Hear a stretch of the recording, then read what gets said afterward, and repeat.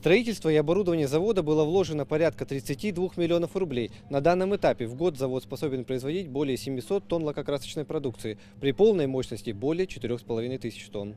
Благодаря инвестициям закуплено немецкое производственное и лабораторное оборудование. Сотрудники, всего 19 человек, прошли стажировку в Германии. Сама же технология производства краски разрабатывается в Якутске. В компании уже получены 2 патента на свои разработки – теплоизоляционные покрытия и фасадную краску. Ассортимент у нас составляет свыше 50 продукций краски по дереву, по металлу, огнезащитные составы, интерьерные, фасадные краски. Очень много декоративных у нас, это от грифельных. Сейчас выпускаем уже мебельную краску.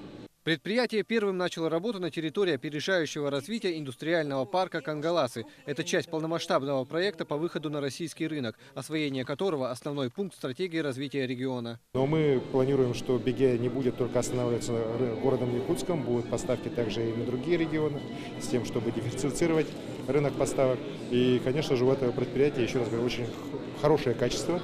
Якутские краски ждут не только местные строительные компании, но уже и в Хабаровске и Владивостоке. Благодаря особому изготовлению и производству цена краски ниже рыночной привозной продукции в 2-3 раза. Потенциальный рынок сбыта – вся страна. Открытие завода прошло в рамках Форсайт-флота 2017. В 2014 году договорились с Дальним Востоком создавать торы в Якутии.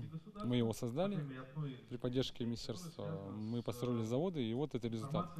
Сейчас мы будем погрузимся на теплоход с экспертами с разных городов, в разных областях. В Форсайт-флоте принимают участие более 150 человек, представители бизнеса, науки и общественных движений из различных регионов страны и зарубежных стран.